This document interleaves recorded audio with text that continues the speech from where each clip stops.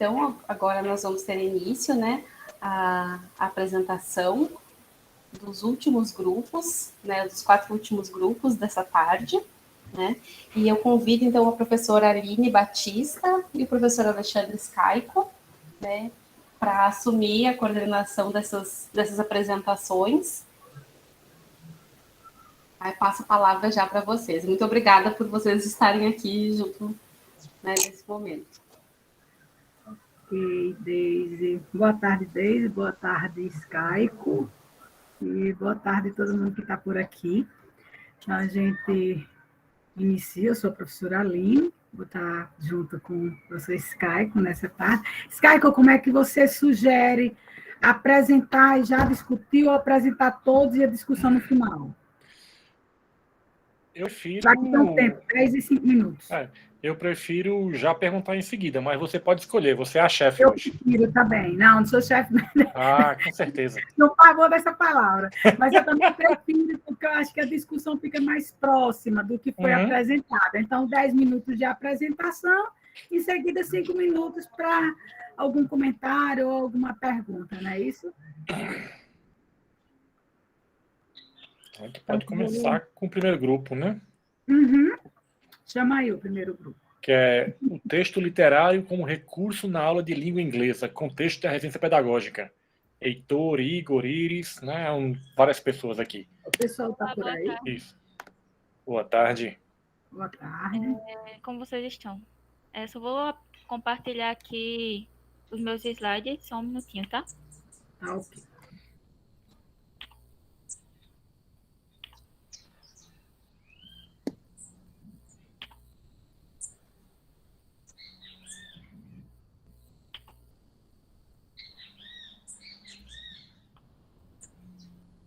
Então, aqui nós somos da Residência Pedagógica de Letras em Inglês, do Campus 1, do Departamento de Línguas Estrangeiras e Modernas, aqui em João Pessoa. E o nome do nosso trabalho é o texto literário como recurso na aula de língua inglesa, contextos de residência pedagógica. Antes de entrar em si no trabalho, eu gostaria de apresentar um pouco da nossa equipe. Como eu já falei, da UFPB, Departamento de Letras Estrangeiras Modernas, DELEM, e é do Programa da Residência Pedagógica, a PRP. Então, aqui nós temos os residentes Heitor de Souza Teixeira, eu, Kênia Correia, Igor Henrique, Iris Delfino e Luiz Augusto. A nossa preceptora da escola é Verônica Ferreira Gomes, que nos ajudou nesse trabalho também. E os nossos orientadores, a professora doutora Betânia Medrado e o professor doutor Molisson Costa. Primeiro, a gente gostaria de dar o contexto e o objetivo da nossa prática docente. Primeiro, a gente está trabalhando numa escola de Bahia, chamada ECIT, professor Antônio Gomes, nas turmas do 9º ano, com as turmas A e B, e segundo ano, que são as turmas A, B, C e D, e que no momento, por uma questão de horário, estão tendo aulas todos juntos, certo? Antes eles eram separados, turma segundo ano A e B, depois segundo ano C e D, mas agora eles foram mesclados.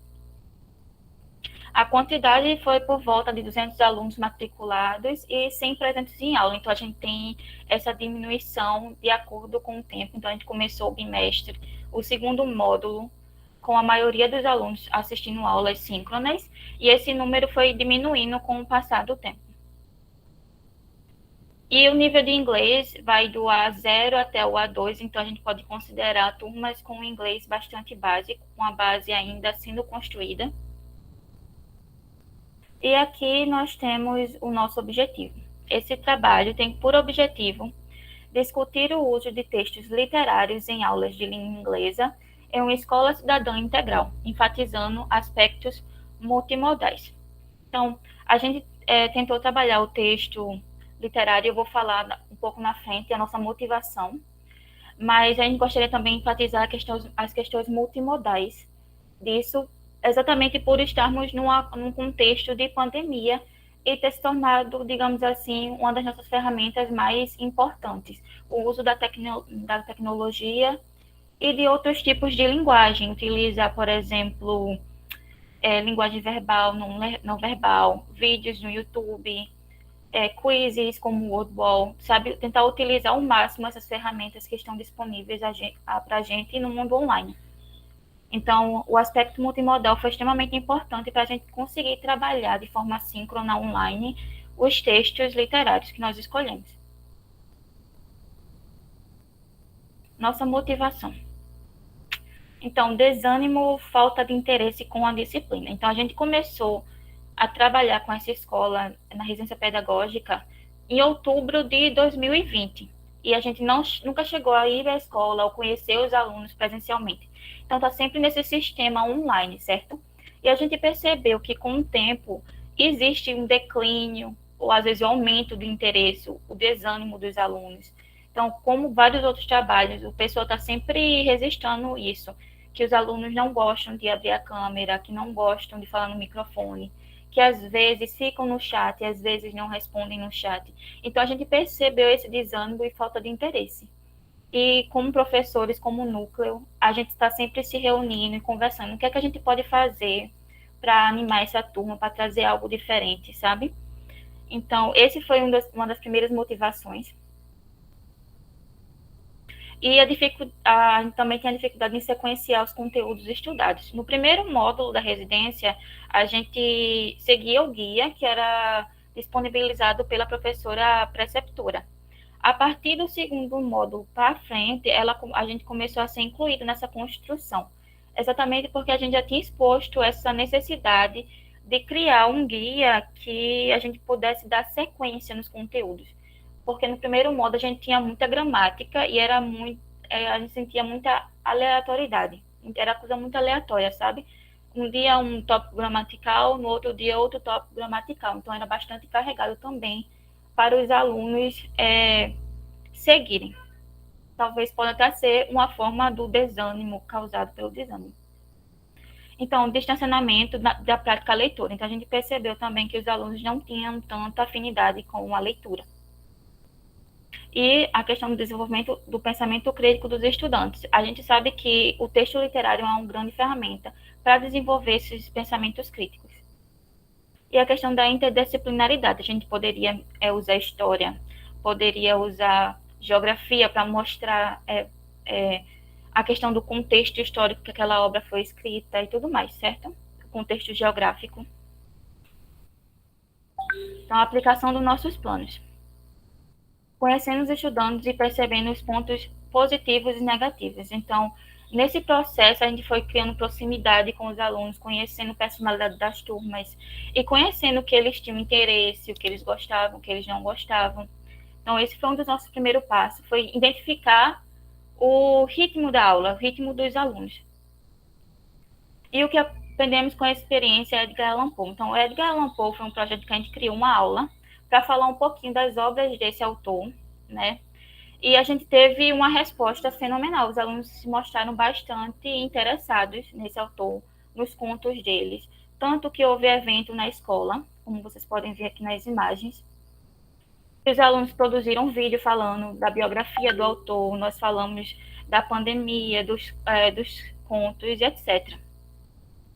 Então, a gente percebeu que, a partir desse momento, a gente precisava trazer novamente outros autores e outros textos. A gente deu sugestões para leituras, a gente falou de outros autores, etc. A gente falou assim, nos próximos dias a gente vai ter que trazer alguma coisa literária, até para quebrar essa sequência de gramática, que normalmente as aulas de língua são conhecidas, né? Aula de língua, verbo to be, em inglês. Então, vamos trazer algo diferente? Então, a gente acabou escolhendo o gênero literário quadrinhos, porque os quadrinhos, eles trazem muita questão visual, certo? Então, a gente achou que seria interessante trazer primeiro esses quadrinhos e trabalhar essa multimodalidade neles. Então, como vocês podem ver, a gente aprendeu vocabulário, como diferenciar os quadrinhos, os balões, o que significavam, se era pensamento, se era discurso, se era sussurro e tudo mais.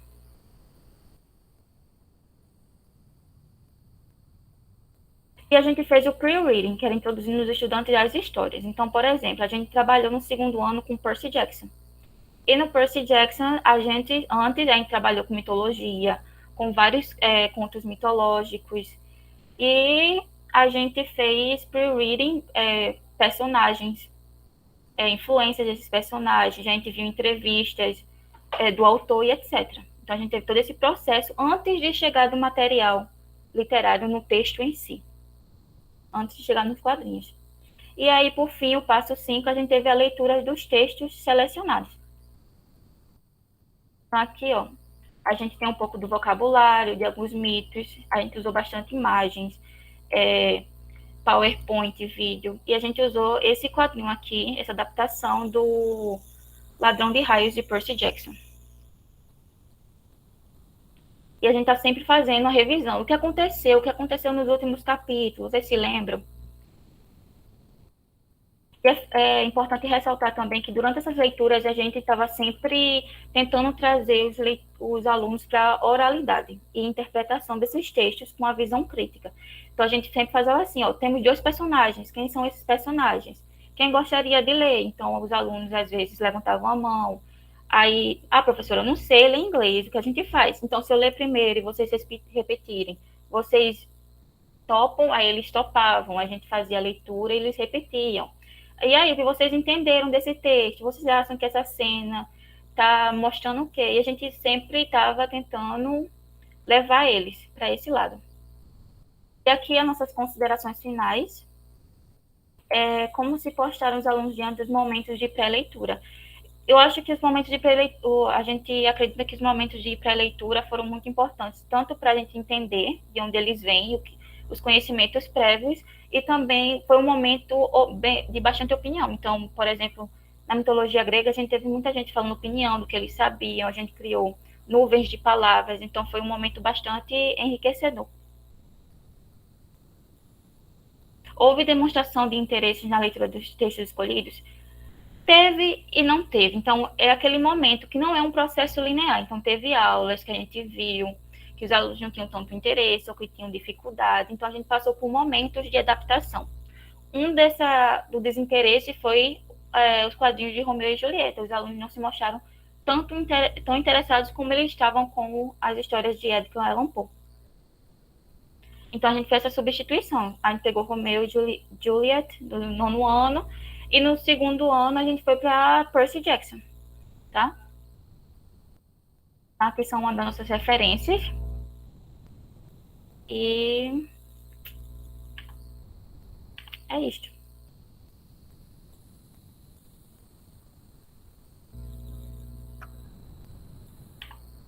Ok. Parabéns pelo trabalho. Obrigada. Karina, Kênia, né? E mais do grupo. Isso. Eu vou fazer um comentáriozinho no Skype e depois você passa para ti. No próximo a gente faz o contrário. É muito interessante quando você coloca as motivações, o que é que motivou vocês? Vocês apresentam, na verdade, os desafios. Então, vocês demonstrarem que são que os desafios, ao invés de ser uma questão para desmotivar, vocês apresentam isso como motivação. Isso é muito interessante, assim.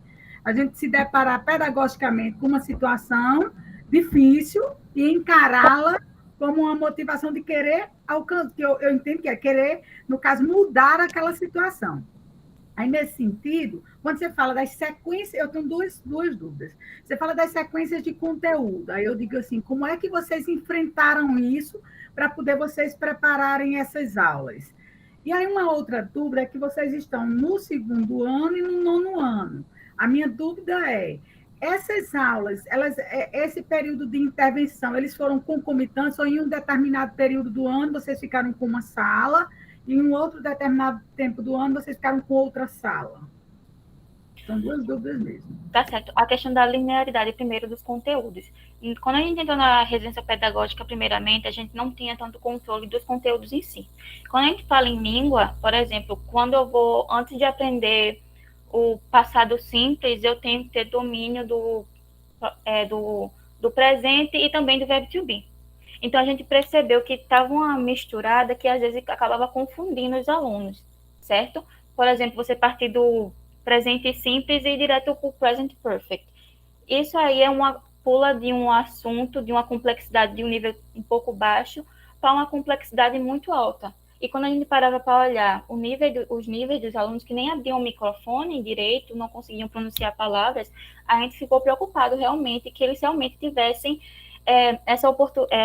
essa linearidade de conteúdo para que eles pudessem se expressar melhor na língua estrangeira, certo?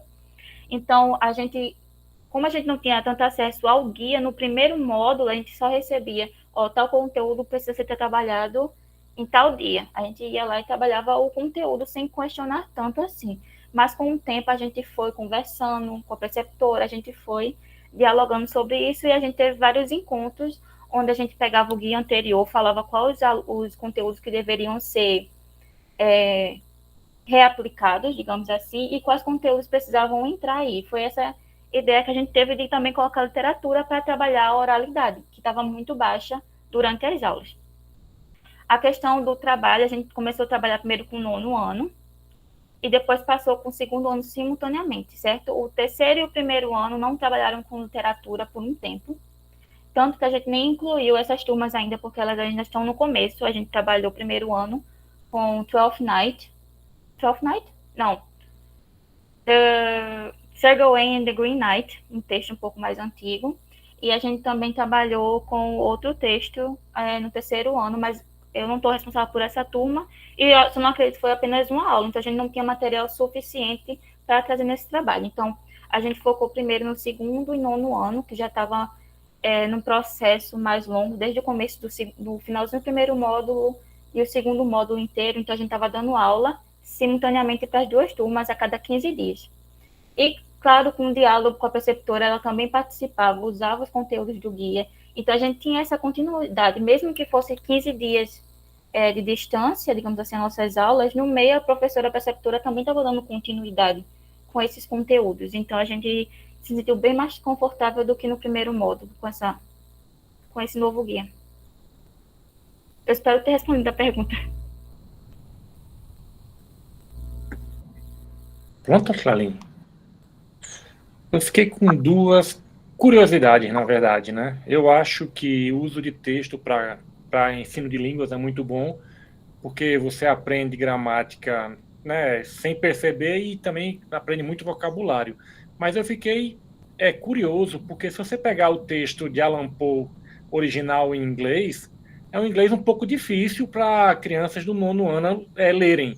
Aí vocês conseguiram alguma versão assim, tipo juvenil, alguma coisa? Como é que era esse texto?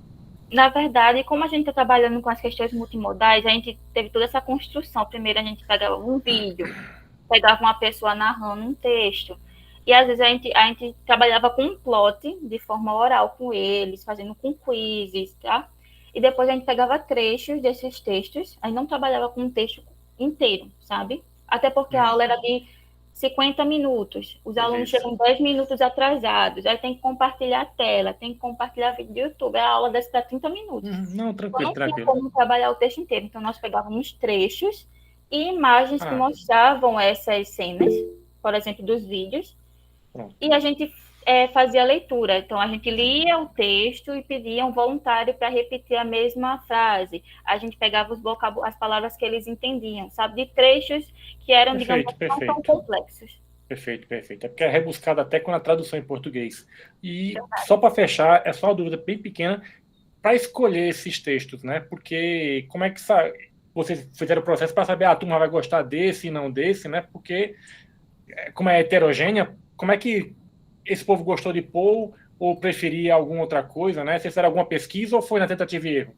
Honestamente, o Edgar Allan Poe surgiu a ideia do nosso residente, que é muito fã desse autor, e falou, porque ele não leva um conto de terror para trabalhar com eles e tudo mais. Foi um pouquinho, eu acho que, não foi no Halloween, foi um pouco depois do Halloween. Ele trabalhou com contos de terror e eles ficaram muito animados com a história, com a biografia. Então foi essa ideia que a gente trazer uma vibe um pouco mais escura, dark, para os alunos do 9º ano, enquanto o pessoal do 2º ano já tinha mostrado interesse em mitologia.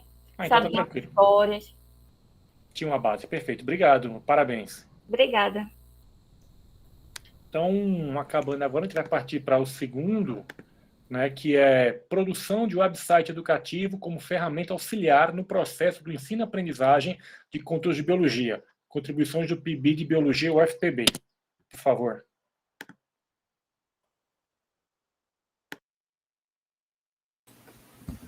Olá, tudo bem? Ok. Andréa, tá tudo certo aí? Para começar? Tudo certo, posso começar? Pronto. Boa noite, eu acho, acredito. Me chamo Andréa e juntamente a Maria Heloísa, ao Tiago Salles e a Vitória Bastos, produzimos o trabalho intitulado Produção de Website Educativo como ferramenta auxiliar no processo de ensino-aprendizagem de conteúdos de biologia, contribuições do PIB de Biologia UFB, orientado pelo professor Rivete Lima, supervisionado pela professora preceptora Rosicléa Maria, com colaboração dos professores Juliana Lovo e Fernando Moraes. Pode pular, Tiago. Dando início, é certo dizer que, durante esse contexto da pandemia, ficamos muito restritos a fazer praticamente tudo através da tecnologia. Então, a tecnologia que antes já era comum de ser utilizada por nós para meios de entretenimento e coisas mais casuais, tiveram que ser adaptadas para um contexto por vezes, mais formal. Então, para motivos de estudo e para motivos de trabalho também se tornou muito mais intensa. Então, para a área da educação não foi diferente essas tecnologias, esses avanços, eles terem se inserido também, porque na educação, obviamente, os professores ficaram restritos às salas de aulas através de plataformas como o Meet. Então, não só por isso, mas foi importante tentar ver outros materiais, né, outras ferramentas, programas, sites mesmo, para tentar trazer a sala de aula, o contexto, deixar a aula mais dinâmica, e não aquela mesmice, aquele contexto tradicional de professor só expondo o conteúdo e aluno sem se engajar de fato. Então, as ferramentas didáticas foram necessárias, né, para serem adaptadas, e com isso surge a necessidade de se pensar novas estratégias pedagógicas para esse ensino remoto emergencial. E com isso, claramente, o ensino de biologia não fica de fora, porque é importante reconhecer que a biologia ela é instigante justamente porque temos aulas práticas, aulas laboratoriais, muitas dinâmicas, e ao mesmo tempo é uma disciplina um pouco complexa, se for trabalhar mecanismos, fisiologia, etc., muitos termos. Então, foi importante ressignificar o ensino de biologia também, através de algumas metodologias que pudessem tornar esse ensino mais interativo, mais flexível para o aluno. Com isso, o objetivo desse trabalho foi criar o website intitulado EnsinaBio, que serviu como um acervo para a gente estar colocando os materiais que foram produzidos.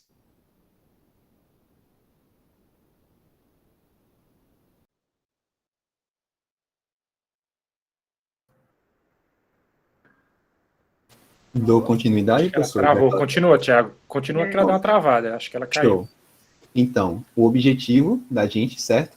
Foi produzir todos esses materiais ao longo da nossa vivência no PIBID e transcrever tudo isso para o site, tanto para os alunos terem uma facilidade muito maior de acesso, como também para a gente tentar criar um ambiente mais dinâmico, certo? Então, vamos lá. Em relação à metodologia, foi basicamente uma parceria direta da UFPB com o Instituto Federal da Paraíba, certo? Através do PIBID. Ele se deu através do acompanhamento das turmas de técnico integrado do ensino médio de edificações, eletrotécnica e mecânica, e agora, atualmente, a gente está trabalhando com a turma de eventos, certo? E com a turma de equipamentos biomédicos. Basicamente, para o trabalho direto com essas turmas, a gente trabalha com diferentes metodologias ativas, com apresentação de propostas de dinâmica diretamente, trazendo curiosidades, fazendo com que eles tragam curiosidades, tanto que eles viram na internet como coisas da sua própria vivência. Aí a gente utilizou diferentes plataformas, como o Kahoot, o WordWall, o Quizlet para a produção de flashcards. Eu não sei se o pessoal conhece essa plataforma, mas é ótima. E para a criação do EnsinaBio, como a Andrea falou um pouquinho antes, a gente utilizou a Wix.com, que é uma plataforma que dá para a gente criar o site gratuitamente, certo? E, posteriormente, para a gente entender a significância desse site para os alunos, a gente fez um questionário de feedback com os estudantes após todas essas atividades. A gente ainda está trabalhando com eles, mas com aquelas turmas a gente quis saber logo um resultado direto. E bem, em relação aos materiais produzidos, aí tem chão, gente. Aí foi muita coisa que a gente conseguiu desenvolver ao decorrer desse tempo. Aí foram de recomendações culturais, como o filme Juno, algumas curiosidades, como vocês podem ver aqui, ó, sobre 4 casos bizarros de microbiologia, teoria da endossimbiose. Então, a gente sempre tentou trazer esse conteúdo da forma mais dinâmica e simples possível. A biologia, quando a gente vê ela na íntegra, ela parece ser muito complexa e às vezes até assustadora.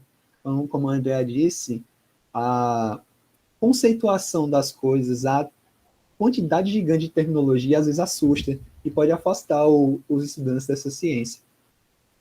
Então, a gente trabalhou com produção de mapa mental, produção de vídeos, roteiros de experimentos, inclusive aqui, eu não sei se vocês estão conseguindo ver, mas aqui é a Heloísa, que é uma das integrantes da nossa equipe. E, assim, no total, foram 118 alunos, juntando as 3 turmas, tá, gente? Mas, para a gente conseguir o feedback do quão efetivo o site foi, a gente teve um número um pouco reduzido. Foi cerca de 48 alunos, dá mais ou menos 40,6%, certo, da turma em relação à quantidade de alunos matriculados. Para esse questionário, foram feitas no total 6 questões. Dessas 6 questões, 5 foram de múltipla escolha, fazendo uma escalazinha de satisfação em relação ao site e uma questão aberta. Então, vou mostrar para vocês mais ou menos os resultados que a gente obteve, certo?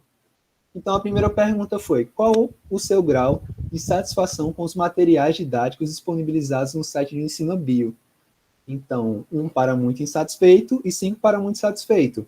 A gente pôde observar que, no geral, o pessoal ficou bem satisfeito com o material que a gente produziu. Isso é ótimo, porque a gente tentou trazer o conteúdo de uma forma mais simples e didática possível para eles. A segunda pergunta foi: o quão difícil foi acessar os materiais do site? Essa pergunta é maravilhosa, porque ela dá espaço para a gente pensar e analisar diferentes fatores. Então, aqui a gente pode observar que, no geral, para eles, foi fácil, considerando um N de alunos. Mas a gente consegue observar aqui que cerca de 10 alunos, mais ou menos, ainda tiveram dificuldade. Então, a gente tem que pensar: quais são os fatores associados a essa dificuldade? Será a conectividade? E quando a gente associa esse fator conectividade, é ausência de aparelho, é dificuldade de conexão, porque mesmo a gente considerando o IFPB, que é uma instituição que, de certa forma, dá um bom aporte para os seus estudantes, mas a gente sabe que é uma instituição que a gente vai ter uma heterogeneidade gigante de aluno. É aluno que vai estar lá no interior, nesse momento, tentando pegar um sinalzinho de celular lá para assistir a aula ou tentar acessar esse conteúdo. Então, assim, esse resultado dá muito espaço para a gente discutir bastante coisa. A terceira questão foi: qual a probabilidade de você indicar o site Ensino Bio para colegas de outras turmas ou instituições? E aqui a gente viu que ainda, sim, a gente tem uma alta probabilidade de indicação.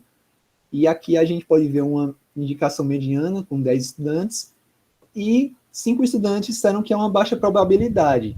Aí a gente não sabe se eles não gostaram do conteúdo ou se essa baixa probabilidade está associada à dificuldade de conectividade deles, né, ou de entrar no site. Então, a gente pode ter 2 vieses diferentes relacionados a essa questão. A quarta foi: com que frequência você consultou o site durante o semestre para esclarecer alguma dúvida do conteúdo visto em sala de aula? Essa aqui é bem legal também, porque a gente viu uma resposta bem mediana. Então, a gente pode considerar 2 fatores. Ou eles estão muito ocupados, ou muitas vezes, às vezes é mais fácil você tentar buscar uma resposta no Google, que é uma resposta mais rápida, mais prática. E você consegue responder aquela questão que você quer de uma forma muito mais ágil. Então, a gente também teve o quão significativo para seus estudos foram os materiais complementares sobre os conteúdos das aulas. Então, foi muito significativo para eles. Isso aqui é maravilhoso para a gente, porque eu penso: caramba, se eu tive o esforço de produzir isso, se valeu a pena para eles, meu Deus, isso é maravilhoso para mim. E, por último, a questão aberta, que a gente queria saber deles, né? O que foi que eles acharam, se eles tinham algum comentário em relação ao site, E assim, no geral, as respostas foram muito positivas, certo? Então, a gente basicamente dividiu em 3 categorias diferentes. Trouxemos só uma resposta por causa do fator tempo. Eu vi que eu estou quase sem tempo, então vou adiantar. Então, a gente teve respostas positivas, como tudo é perfeito e ajuda muito. Algumas respostas sugestivas, como ele falou que os flashcards são muito interessantes, mas ele pensou, poxa, e algumas videoaulas? Seria muito legal também. Então, a gente trouxe, como eu mostrei para vocês anteriormente, videoaulas sobre núcleo celular. E algumas respostas neutras, que eu acho que é padrão, né? Todo questionário tem, ou não tem nenhuma sugestão, ou não. E em relação às considerações finais, bem, a utilização de ferramentas digitais potencializa o processo de ensino-aprendizagem. Eu acho que nesse período a gente percebeu o quão é importante a gente estar tão conectado e tão antenado sobre essas novas tecnologias. Antes a gente estava muito quadradinho, né, naquele ambiente escolar, tudo é a sala de aula. Mas, querendo ou não, nós somos uma geração, nossa atual geração, ela é muito conectada. Então, a gente pode aproveitar dessa conexão para potencializar muito mais esse processo de ensino-aprendizagem. Bom, em relação à construção do website educativo, a gente pôde perceber que, para nossas práticas, meu Deus, a gente teve um resultado positivo, vocês puderam ver pelos gráficos. Então, como eu falei de novo, geração muito conectada, você trazer coisas que estão associadas à sua vivência, à sua realidade. Teve uma moça que falou da importância de você puxar características culturais também, para você trabalhar diretamente com isso. Então, isso é um potencializador gigantesco do processo de educação. E bem, os conteúdos de biologia têm potencial para serem trabalhados de forma criativa e flexível. Como eu falei para vocês, biologia é uma ciência linda, mas se a gente ficar unicamente no tradicionalismo, fechar nossa cabecinha para só teoria, sem trazer essa teoria para a realidade do indivíduo, o ensino de biologia nunca vai ser significativo. Então, em relação aos agradecimentos, a gente agradece ao UFPB pela oportunidade, ao PIBID, ao IFPB também, em especial a professora Rosicléia, que é um ser humano maravilhoso, deu todo o suporte que a gente precisava, e ao apoio, né, da CAPES. Então, é isso, gente. Perfeito, Tiago. Não tinha mais nada. Parabéns, dá para ver que vocês fizeram muita coisa, né? Também na produção de material, tanto que na apresentação, né, embora vocês quiseram focar na criação do website, na verdade, você não conseguiu dissociar a criação do website do que vocês vêm fazendo, né? Porque eu entendi que esse site, na verdade, ele é tipo um repositório para deixar tudo aquilo que vocês fizeram, né? Porque vocês fizeram muita coisa. Isso ficou até claro que 2 perguntas que você tem no seu questionário, você avalia o material e não o site, né? Mas eu entendi o que vocês fizeram, tá bem legal, né? Parabenizo, né? O que você falou lá na pergunta, se não sabe se eles não têm internet ou não sei o quê, tem mais um fator que pode dizer que eles não recomendariam. O fator simples, tipo assim, não gosto de biologia. Também existe esse fator, tá? Cara, não recomendo porque nem eu quero estar aqui. Isso acontece, né? A gente não gosta de todas as áreas, tá certo? Mas eu gostei bastante de ter feito essa análise quantitativa, né? Lá para poder entender o que vocês fizeram. E eu vou ser sincero, lendo lá que você apresentou agora, eu me considero satisfeito com a explicação, né? Eu queria só fazer esses comentários, mas eu não tenho questionamento. Show. Eu não sei, professor, como alguém não consegue gostar de biologia. Isso é um absurdo. Eu não gosto. E aí uma coisa, eu sou egresso da antiga Escola Técnica, UFPB. Eu fiz eletrônica lá.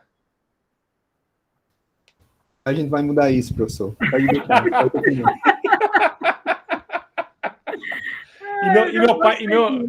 Mas vamos lá. E o legal é que meu pai é biólogo. Nossa! E aí, Tiago permanece perseverando que pode mudar, viu, Sky? Certeza. Eu também, assim, na verdade, eu queria parabenizar pelo trabalho de vocês. Achei muito interessante, fiquei muito curiosa para conhecer, porque eu queria ver esse site. Ainda fiz uma busca, mas não consegui encontrar. Não sei se é alguma coisa também, como eu não sou muito boa com as ferramentas, eu não sei se é uma se é um site privado ou não. Eu não consegui localizar, mas fiquei curiosa. E eu vi que vocês colocaram, Skyco fala que eles usaram como repositório. No texto eles falam do Classroom também. Eu acho que é isso. Eu não sei se as duas coisas eram associadas, eram juntas, usadas. Porque o Class fica dividido somente para os alunos da turma, né? Aí o website, eu não sei se era uma coisa mais, eu acredito que seja aberto, já que eles poderiam indicar para outras pessoas. Então, foi mais nesse sentido que eu fiquei com uma leve dúvida, mas, no geral, eu achei muito interessante o trabalho e eu fiquei curiosa para saber mais sobre o site. Deixa eu ver se eu entendi ali, se eu estou certo ou não. Do questionário, né? Porque eu te digo que o Classroom, eu sei se eu estou certo ou não, o Classroom, na verdade, era a sala de aula virtual lá dos alunos, né? Só que aí, para a coisa não ficar perdida ali, até porque eu gosto do Classroom, mas ele é um pouco complicado de você navegar, às vezes, quando tem muita coisa. Eles quiseram fazer um repositório que fosse mais lúdico, fosse mais fácil de entender, que tivesse um apelo melhor para o pessoal querer estar nele, não é isso? Então, professor, a Andrea quer falar um pouquinho? Já que ela caiu, eu vi que ela voltou. Ela levantou a mão. Não, eu ia só comentar que a professora falou que não achou o site, né, quando procurou. É porque a gente só consegue acessar através do link. Porque como o domínio precisa ser comprado, porque, tipo, a Wix, ela tem até certas coisas que ela oferece que são gratuitas. Mas para tornar, assim, uma coisa mais pública, aí precisa ser pago. E a gente permaneceu na gratuidade mesmo. Sim, agora eu localizei. Eu acabei de abrir. Eu abri também. Então, em relação a essa questão das turmas, é porque, assim, eles usam o Google Sala de Aula, certo? Para todas as atividades deles. Então, o site foi mais uma tentativa de uma maior interação com esses estudantes. Porque, assim, além da gente postar algumas dinâmicas, lá no site eles podem fazer comentários, eles podem postar também algumas coisas. Só que a gente sabe, às vezes é um pouquinho complicado, o aluno não tem tanto interesse em postar, ou, sei lá, a vida é um pouquinho mais corrida. Mas também, além da gente colocar as dinâmicas lá, a gente colocou, como eu mostrei para vocês, algumas curiosidades em relação aos temas, ou algumas indicações culturais, que é bem legal, porque, como eu falei para vocês, o ensino de biologia é muito bonito, só que quando você reduz ele muito, se torna chato. O professor Alexandre deve ter tido uma experiência ruim com professores não tão legais, que não trouxeram coisas da vivência dele. Não, eu não estudei biologia, eu fiz curso técnico, então a gente não tinha aula de biologia. Aí, então, o que é que a gente faz? A gente usa essa plataforma para trazer algumas coisas da vivência deles. Então, sei lá, você pega uma série, um livro que eles acham interessante e você começa a trabalhar essa dinâmica. Por exemplo, na última aula com o pessoal de edificações, a gente fez uma experiência virtual em relação ao sistema nervoso. Então, em cima desse conteúdo, a gente pode trabalhar com dinâmicas de alguns livros um pouquinho mais puxado para a neurociência, já que a gente viu que lá tem um pessoalzinho que gosta bastante de ler. Ou recomendação de alguns livros, como, por exemplo, quer dizer, alguns filmes, como o filme Father, eu não sei se vocês já assistiram, que é um filme maravilhoso, sobre um senhorzinho que tem Alzheimer. Então, dá para a gente pegar essas plataformas mais moderninhas, como filmes, séries, jogos, e trazer para o ensino. Fica algo muito mais interessante para o aprendizado deles e chama a atenção, né? Faz eles terem um pouquinho mais de ânimo para estudar. Ótimo, Tiago e o grupo, mais uma vez, para o trabalho. E aí a gente já chama o próximo trabalho, que é residência pedagógica no modelo de ensino remoto, desafios e possibilidades. Oi. Boa tarde a todos, boa noite, né, no caso. Eu peço desculpas se tiver algum barulho externo, mas é porque eu estou numa área externa, né, infelizmente tive que ficar aqui para apresentar, mas qualquer coisa podem me perguntar que eu respondo. Minha colega vai apresentar os slides.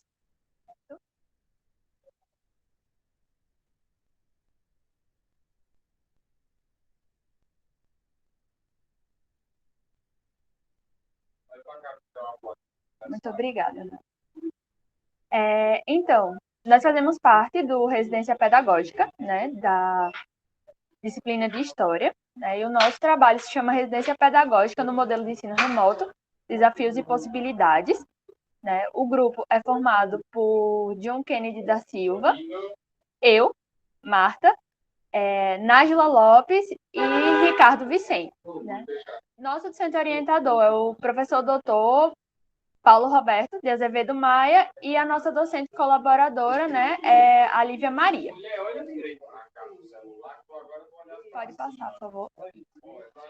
Então, o nosso local de realização foi na Escola Municipal de Ensino Infantil e Fundamental Dom Helder Câmara, né, que fica localizado no bairro do Valentina, aqui em João Pessoa, né? E nós trabalhamos com as turmas do 8º ano do Ensino Fundamental 2 e as turmas do ciclo 3 e 4, né, do EJA, Educação de Jovens e Adultos, na disciplina de História, né? E esse contexto, né, acredito que seja o contexto que todos os trabalhos apresentados, né, as atividades realizadas no modelo de ensino remoto, né, a partir de aulas síncronas e atividades assíncronas, em decorrência da pandemia da Covid-19. Então, o nosso trabalho, ele busca demonstrar de maneira simples, né, quais foram as possibilidades surgidas, né, durante esse processo de ensino-aprendizagem do modelo remoto, assim como os desafios que nós enfrentamos durante isso, né, através das análises e das trocas de experiência, né, que nós tivemos buscando novas alternativas, né, durante a vivência das aulas. Então, né, quais foram as metodologias? Que foi o acompanhamento das atividades realizadas pelos residentes, ou seja, nós primeiro fizemos uma espécie de observação para conhecer as turmas, né, e logo após entramos para as nossas regências, né? A análise qualitativa dos recursos utilizados nas aulas, a observação da frequência dos alunos, tanto nessas aulas síncronas, quanto no retorno das atividades assíncronas.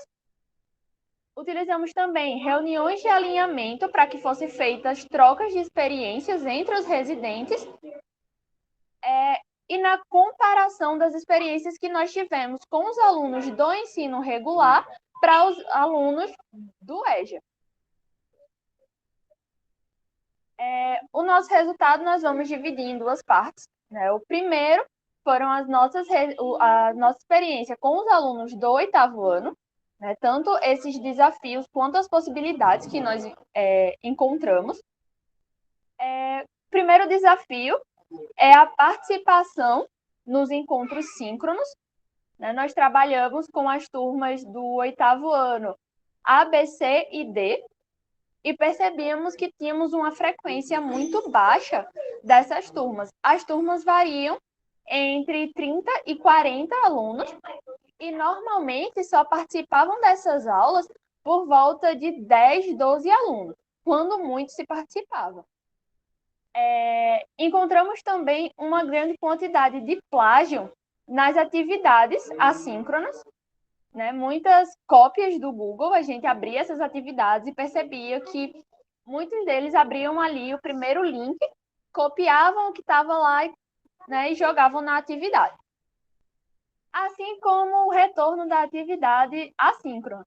Se a participação já era baixa, o retorno dessas atividades eram muito mais baixos ainda. Então, nós tivemos que pensar, né, em alguns meios de tentar melhorar tudo isso. Como? Primeiro, utilizando a tecnologia como uma ferramenta didática. Como assim? Buscamos trazer, né, métodos que pudessem chamar a atenção desses alunos. Primeiro, com músicas, filmes, né, trazendo essas questões que eles gostam para fazer com que eles participem dessas aulas síncronas.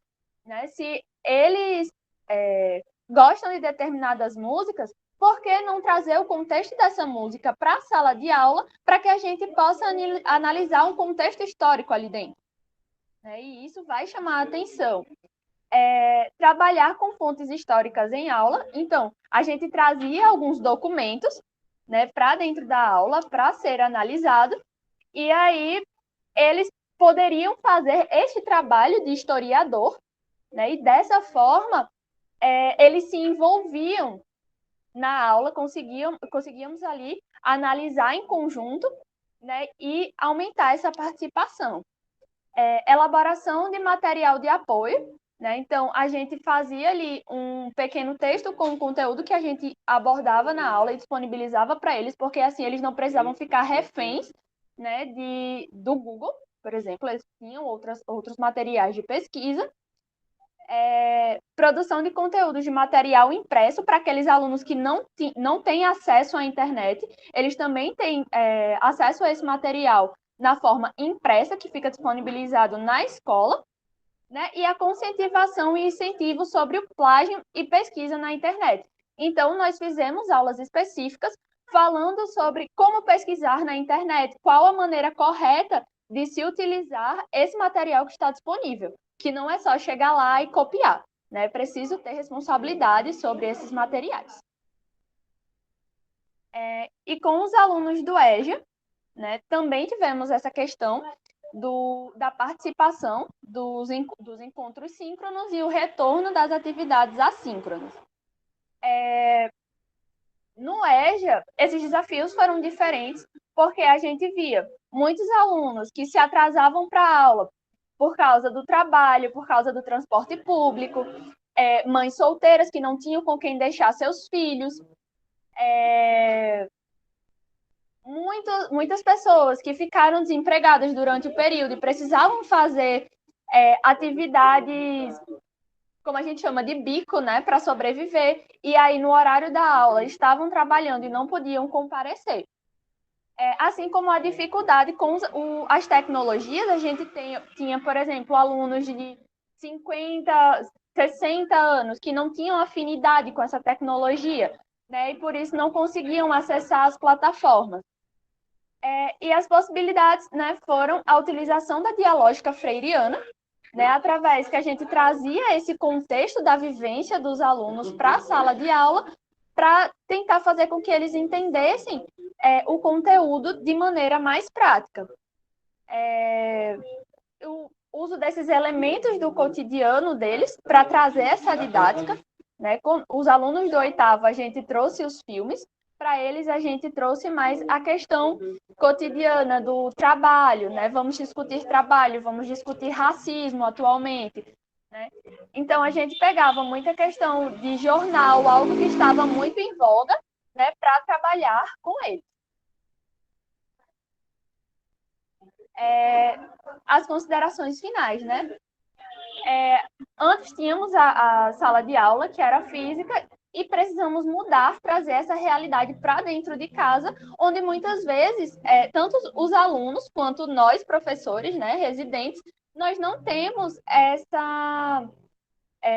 esse aparato, né, o aparato necessário, né, para o processo de ensino-aprendizagem ser completo, né, mas aí essas dificuldades encontradas vão gerar novas possibilidades, né? Então, sendo possível perceber a insuficiência do método tradicional, né, e clássico de ensino, percebemos também a necessidade de reciclagem e aprendizagem tecnológica, né, de cada um dos envolvidos, não só os alunos, mas nós, professores, também,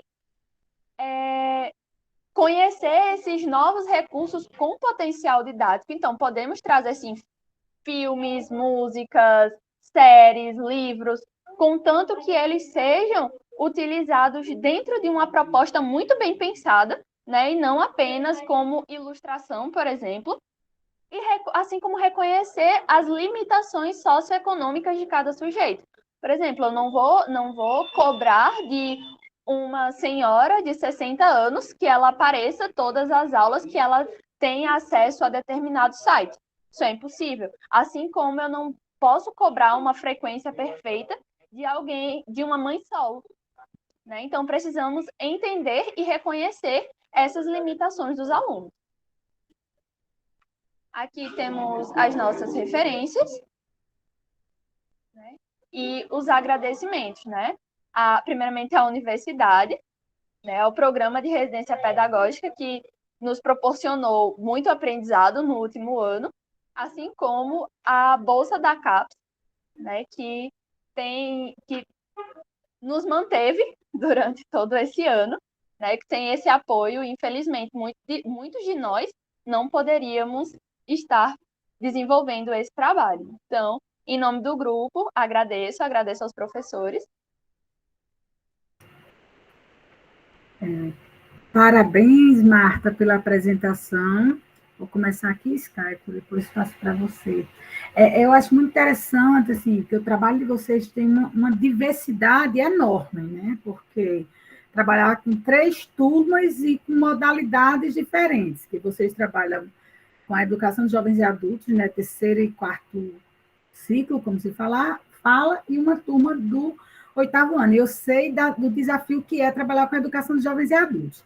Aí, assim, você apresentou os desafios, os desafios que, em algum momento, parece que o da educação de jovens e adultos, esses desafios, eles eram mais evidentes, mas eu queria que você falou que tinha as turmas, você falou que tinha gente de 60 anos, essas turmas eram, de fato, bem mistas, porque hoje também tem a questão da educação de jovens e adultos, muita gente jovem, né, que chama juvenilização da educação de jovens e adultos. Não sei como é que era essa realidade de vocês. Se tinha essa característica mesmo de ser muito mista, ou se tinha esse perfil jovem. Eu acredito que não ficou claro para mim isso aí. E aí eu me pergunto, eu acho que eu fiquei pensando muito na questão da educação de jovens e adultos, você mostra esse desafio, alguma das estratégias que vocês utilizaram, você pode destacar, essa estratégia deu maior resultado, a gente percebeu que os alunos, eles davam melhores respostas, respondiam mais, eram mais assíduos. E em relação ao conteúdo, algum conteúdo da história, né? Vocês tiveram mais dificuldade ou, assim, era mais uma questão subjetiva do que de conteúdo? Certo. Então, a primeira resposta. As turmas eram bem mistas, né? A gente contava ali nas turmas do EJA com alunos de 18 a 19 anos, assim como senhores e senhoras de mais de 50, né? Então, era bem mista. Um método que deu bastante resultado nessas turmas foi fazer o acompanhamento síncrono de atividades. Como assim? A gente percebia que quando a gente apenas enviava atividades para eles responderem depois das aulas, por exemplo, a gente não tinha um retorno. Porque depois descobrimos que alguns alunos eles não tinham domínio de leitura. Então, eles não conseguiam acompanhar essas atividades. E aí, nós começamos a fazer as atividades em conjunto com eles, né? Logo após a exposição do conteúdo, né? O que fazia com que eles se sentissem mais à vontade, né? Para responder. Né? Tanto é que, assim, a princípio, eles ficaram bem envergonhados, mas com o passar do tempo, né, eles começaram a ficar mais soltos e aí nós conseguíamos fazer essas atividades, né, em conjunto e tivemos um retorno maior. E, por último, se tivemos alguma atividade de conteúdo. Né, eu acredito que o método, né, foi mais difícil do que o conteúdo em si. Porque depois de fazer as adaptações necessárias, a gente conseguiu um bom retorno, independente do conteúdo que era trabalhado.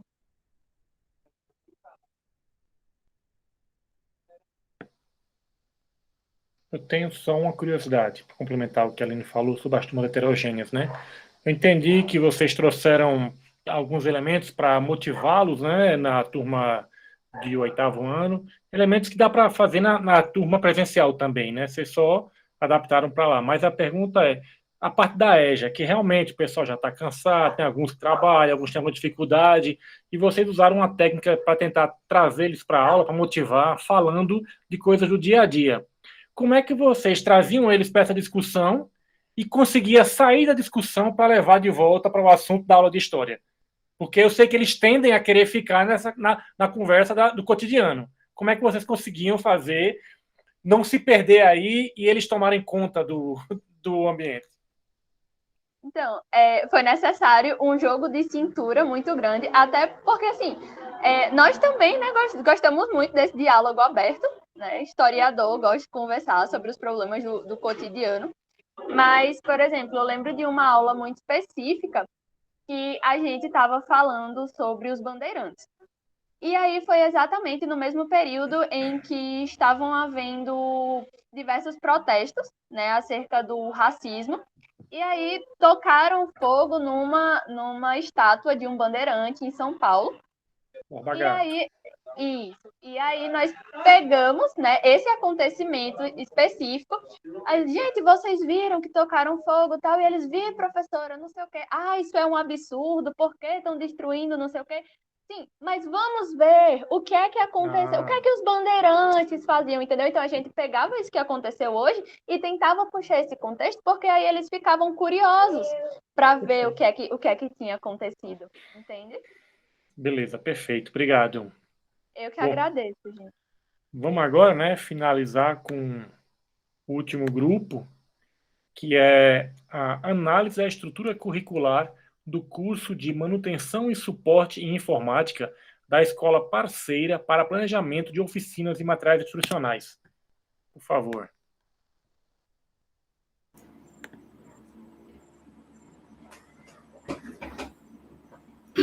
Estão vendo aí já, né? Deixa eu só...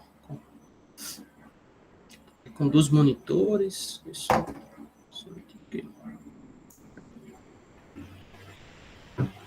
Ok. Estão me ouvindo bem? Estão me ouvindo bem? Perfeito. Ok. Então, primeiramente, boa noite a todos, né?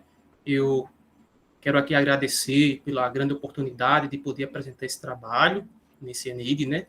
2021. E eu irei aqui apresentar a equipe, né? A equipe que foi responsável pelo esse trabalho, né? Esse trabalho belíssimo e importante, né? Que são os discentes Juan Cruz, Ingrid Martins, Ítalo Fabrício e Manuel Ferreira, que sou eu. Os orientadores, doutora Flávia Souza e doutora Thaís Costa. E a supervisora, a professora Analice, né, que ela é a ponte, Analice de Lima, que ela é a ponte entre a escola e a faculdade.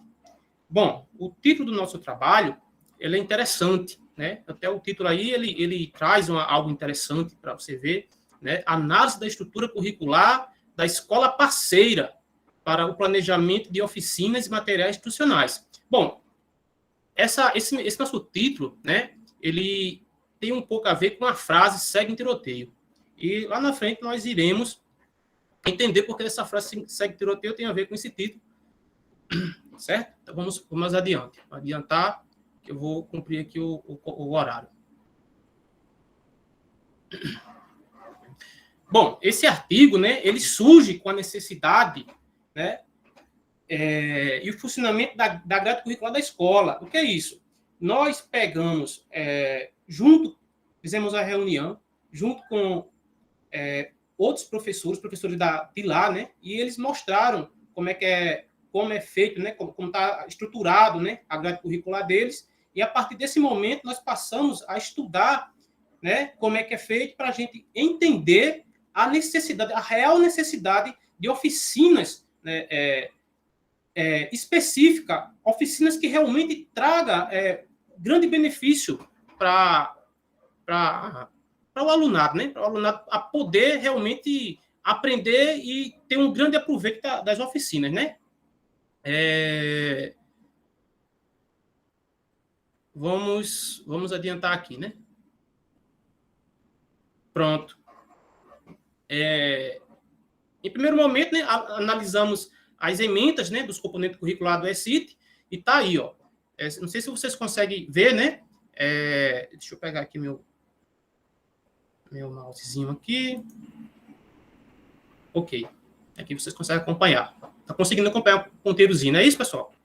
Então, tá aqui, ó. Eletrônica aplicada 1. certo? Se você vê aqui a eletrônica aplicada 1, esse aqui era a grade curricular que a escola dispunha para nós, né, quando a gente entra, certo? A gente vê isso daí, essa estrutura, mas a gente não entende nada, fica difícil da gente entender qual a real necessidade de oficina, porque não é só apenas chegar lá uma equipe de PIB de ano, uma escola, simplesmente a bel prazer, por gosto meu, por exemplo, eu gosto de ensinar aula de Arduino, certo? Aí eu vou fazer uma oficina de Arduino, mas peraí, mas a escola, ela precisa disso? Então não pode ser somente a bel prazer, tem que realmente ter uma ligação entre as disciplinas, né? Tem que entender como é que funciona essa dinâmica. Então, a partir desse momento, nós começamos a estudar junto com a equipe e junto com também os professores de lá, né? E nós, deixa eu adiantar aqui, e nós, então, chegamos, né, nessa configuração. Essa configuração aí, pessoal, ela não está completa ainda, né? Mas nós já conseguimos aqui, por exemplo, observar aqui, ó, o primeiro ano e o primeiro semestre. Nós já conseguimos já destrinchar aqui, ó, parte por parte, certo? Do primeiro ano, primeiro semestre, primeiro ano, segundo semestre, certo? Segundo ano, primeiro semestre, e por aí vai, certo? Então, a partir desse momento, nós já começa a ter uma configuração, já começa a visualizar muito diferente do anterior, né? Até vocês aí que estão vendo, vocês percebem que tem uma diferença grande, você já consegue já dividir as coisas corretamente, né? Mas ainda não está ainda completo, porque existe uma correlação, né? Tem que ter uma correlação entre um e outro, a gente identificou isso, né? Então, a gente chegamos a essa outra configuração, né? Essa configuração aqui, ela nos entrega o seguinte, pessoal, ela vai nos entregar a correlação entre uma disciplina e outra, certo? E a partir agora desse momento, aí, é que nós passamos a entender a real necessidade de fazer oficina, de preparar um material institucional adequado, certo? Porque, por exemplo, eletrônica aplicada 1 com eletrônica aplicada 2.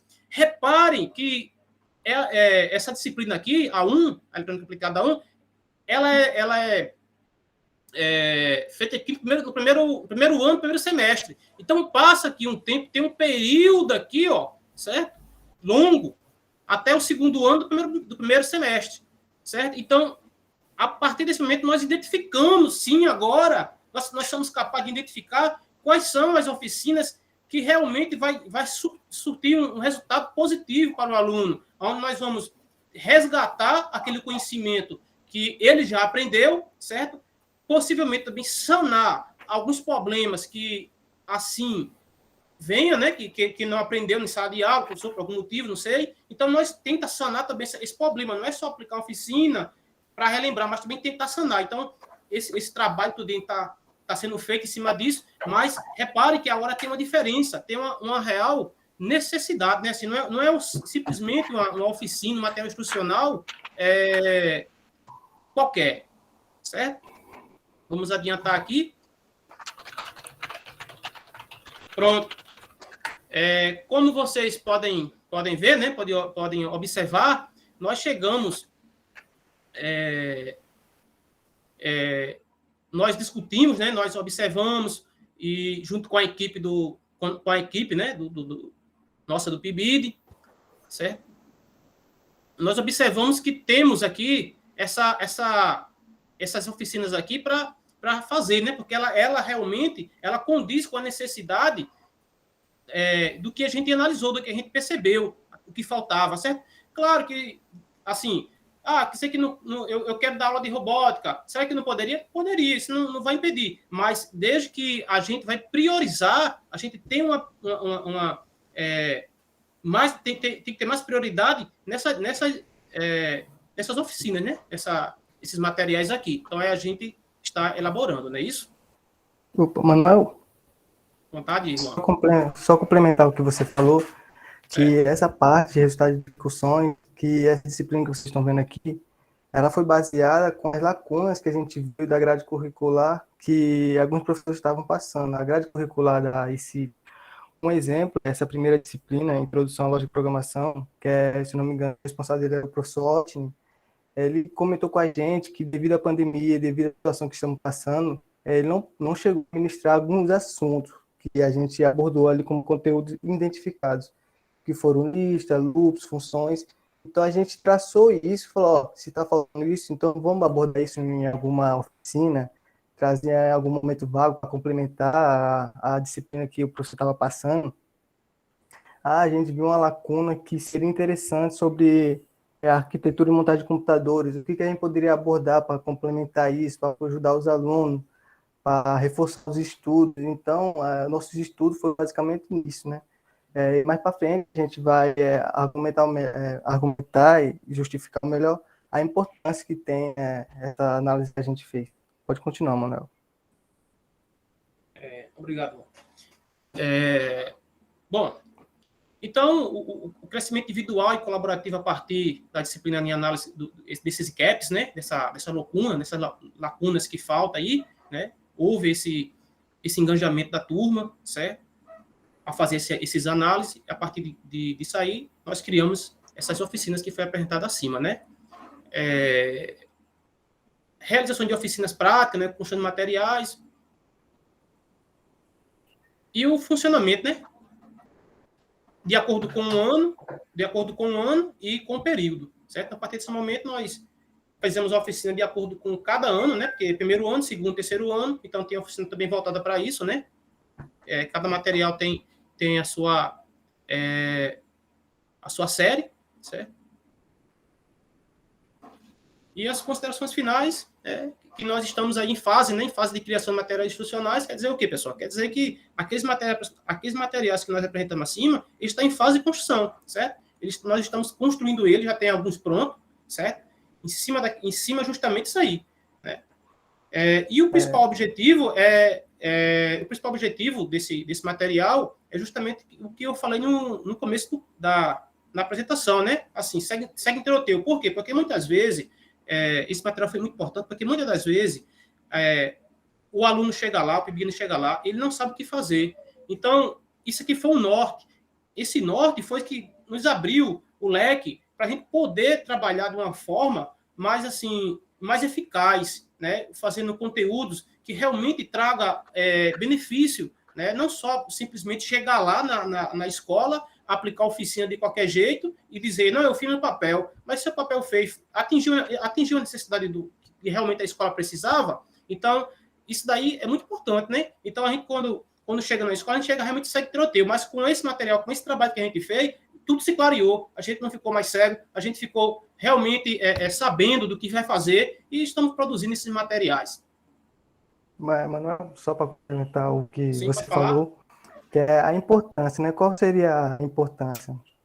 Bom, isso ele traz um benefício tanto para o Colégio CIT quanto até para o nosso projeto PIBID.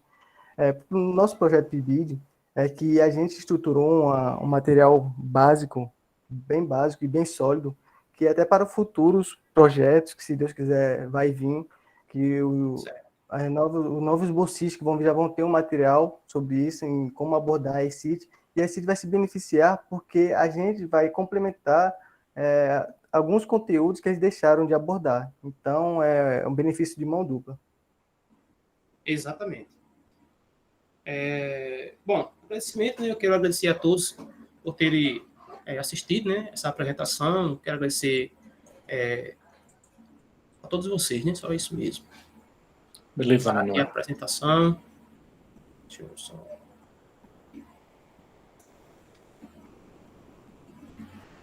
Ok, pessoal. Qualquer pergunta, fica à vontade. Né? Estamos aqui. Vamos lá. Deixa eu entender uma coisa, porque eu tinha entendido uma coisa lendo, você falou uma coisa, mas no final você voltou ao que está lá. Isso é um trabalho de planejamento, não é isso? Exatamente. De levantamento de que disciplinas tem e que conteúdos vocês podem abordar e de que não pode abordar. Mas o material não foi feito ainda, como você disse na apresentação, não é isso? Exatamente, Skype. Alguns materiais, no caso, já estão prontos, né? Já foram feitos. Foram aplicados já alguns? Mas alguns já foram aplicados, certo? Alguns já foram aplicados, com certeza, já tem material aplicado, mas como até Juan falou, né? Futuros também projetos que vai ser a partir desse norte, né? Futuros Não, tranquilo, eu entendi. Então, isso aí, na verdade, foi... Eu entendi que foi o primeiro passo do projeto de vocês. Sim. Vocês, né, sentaram com as orientadoras, com a preceptora, para ver, olha, a gente tem isso aqui, vamos conversar com a escola e ver o que a gente pode fazer para ajudar a escola. E, a partir daí, começar a produzir. Exatamente. E vocês estão produzindo alguns, aplicaram alguns e continuam em produção e vão deixar alguns como propostas para caso venha a ter um possível novo PIBID na escola, não é isso? Exatamente, Skype, exatamente. Você endossou aí com as suas palavras, exatamente isso aí, né? Pronto. Agora eu entendi, era isso que eu queria saber. Beleza. Exatamente. Eu fico triste, eu vou deixar aqui que eu queria a Ingrid apresentando. Tá? Olha aí, a responsabilidade, Ingrid. Ela tá aí, viu? Ela tá escutando. Eu sei que ela tá aqui, por isso que eu tô falando para ela, para ficar gravado. Pode falar, Aline. É porque eles são meus ex-alunos, aí por isso que eu tô... Sim. Ah, você está em casa. É verdade. Parabéns ao pessoal do grupo. Skyco está se sentindo em casa, eu vou me sentindo um pouquinho mais deslizando nesse território. Porque primeiro eu fiquei com algumas dúvidas. A sua fala, Skype, foi muito interessante para poder compreender o processo do que eles estão falando, que realmente é um processo de planejamento e análise curricular. PIBID é diferente de residência, e aí, porque eu trabalho com a residência. Eu queria fazer essa pergunta nesse sentido, vocês têm, porque assim, as oficinas não fica claro se vocês já realizaram realmente essas oficinas, isso não fica claro. Vocês colocam lá uns títulos que eu entendi que eles são os componentes curriculares, onde vocês identificaram que é possível desenvolver as oficinas, mas os títulos da oficina não seriam aqueles, são as disciplinas. Vocês identificaram 5 componentes curriculares ou 6, no caso, onde vocês poderiam desenvolver esse trabalho. Foi assim que eu entendi, aí eu vejo se eu entendi direito. Dentro dessas 5 disciplinas, vocês identificaram possíveis conteúdos que podem ser trabalhados. Então, o PIBID, nesse caso, vocês não ficam em uma disciplina, vocês vão estar trabalhando com diferentes disciplinas, diferentes professores e diferentes turmas. O que eu fiquei pensando como eu sei, eu estou dizendo, é diferente da residência. Se vocês forem realizar essas oficinas, como seria também a questão do diagnóstico da turma? Porque não basta eu ver só o conteúdo, a disciplina, eu preciso conhecer a turma para poder fazer uma intervenção. Aí eu não sei se vocês passaram por essas turmas, identificaram essas turmas e passaram por essas turmas, ou não, vocês ficaram mais no nível ou no lugar mais de análise curricular. Como é que ficou isso? Mais uma dúvida mesmo. Certo. O que acontece? Esse método que nós usamos para fazer essa identificação é um dos métodos. Mas, como você falou aí, poderia sim realmente fazer uma análise com a turma, né? Com a turma. Mas a gente fez uma análise junto com o PPP da escola e junto com os professores para realmente pegar essas lacunas, né, que faltava e a gente aplicar oficinas que realmente trouxesse, que impactasse de forma positiva o aprendizado, né? Ou por algum motivo o professor ele conseguiu aplicar aquela disciplina. No caso, o que acontece? O professor tem uma disciplina de eletrônica básica 1, certo? Nós criamos uma oficina de eletrônica básica 1, mas uma pegada diferente, né? Nós temos uma pegada diferente. Que pegada é essa? Uma pegada que não é simplesmente o conteúdo dado do mesmo modo que o professor deu. Ela tem um jogo assim, com uma linguagem mais juvenil, uma dinâmica diferente. Então, tudo isso é trabalhado, certo? Tudo isso é trabalhado, tudo isso é estudado de uma forma bem diferente. E nós trabalhamos, sim. Nós trabalhamos... no caso, nós estamos trabalhando com o pessoal do primeiro ano, né? E tem material para o segundo e para o terceiro ano, certo? Tem material para o segundo e terceiro ano. Só que esse material do segundo e terceiro ano, a gente não produz mais do primeiro ano, se eu não me engano, nós produzimos. Qualquer coisa, né? Se alguém aí quiser... Não, tá tranquilo. Aline, deixa eu ser aluno do grupo também, tá? Eu digo isso porque eu conheço a escola, né? A regência acontece lá. o curso é de manutenção de suporte de informática, então foge um pouco da formação mais de computação pura, certo? Né? Então tem uma parte ligada à eletrônica, tudo, que até para eles é difícil, eles têm que estudar por fora para conseguir, até ver se eles conseguem ensinar aquele assunto ou não, né? Porque tem coisas que eles não viram, então... mas eu entendi, eu acho que foi muito interessante porque mapeou primeiro, sem ver a turma, né? Mapeou com os professores o que podia, o que estava sem falta, até porque a escola esse ano, né? Que acho que também engloba essa parte do que porque estava em falta. A escola, o governo fez uma coisa um pouco... Eu não posso essa palavra que eu uso muito, né? Porque dizem que é errada. Uma coisa um pouco... Fez um ajuste, entendeu? O professor dá uma aula e conta 2. Então, faltou muito conteúdo e eles estão, na verdade, complementando esse conteúdo. Foi isso que eu entendi que ele disse. Exatamente, Sky. Exatamente isso.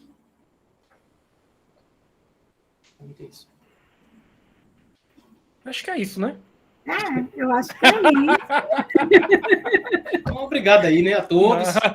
Obrigado a todos, obrigado mesmo. Obrigado à equipe. Oi, Deise voltou.